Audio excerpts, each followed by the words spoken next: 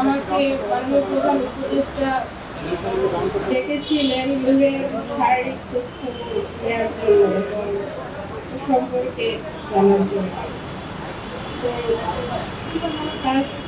সে ওর বর্তমান শারীরিক অবস্থার খোঁজখবর নিয়েছেন এবং এই ঘটনার ন্যাক্কারজনক হামলা ওর উপরে হয়েছে তার আইনগত দুঃখ প্রকাশ করেছেন এবং আইনগত ব্যবস্থা নেওয়ার আশ্বস্ত করেছেন। সাথে সাথে ওর উপরে যে গুরুতর হামলা হয়েছে তার যে শারীরিক কন্ডিশন সবকিছু বিবেচনা করে বিগত দিনেও যে তার উপরে আর এখন বর্তমান অবস্থা সেটার উপর বিবেচনা করে ওকে বাহিরে উন্নত চিকিৎসার ব্যবস্থার ব্যাপারে তারা আশ্বস্ত করেছে। এটুকুই বলার জন্য।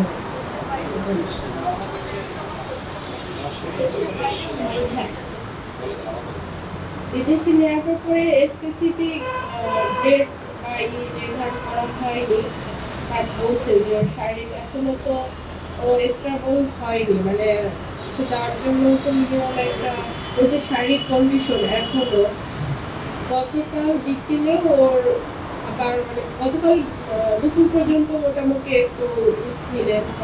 ওকে আইসিইউ থেকে এখন বেডে স্থানান্তর হয়েছে ওর এমনি ক্রাউড ম্যানেজমেন্টের জন্য। যখন আইসিইউতে ছিল অনেক মানে যেহেতু জাতীয় পর্যায়ে একটা পরিচিত মুখ সবাই দেখার জন্য ভিড় করছেন, সো ওই জায়গায় তো আরো অনেক রুগী আছে।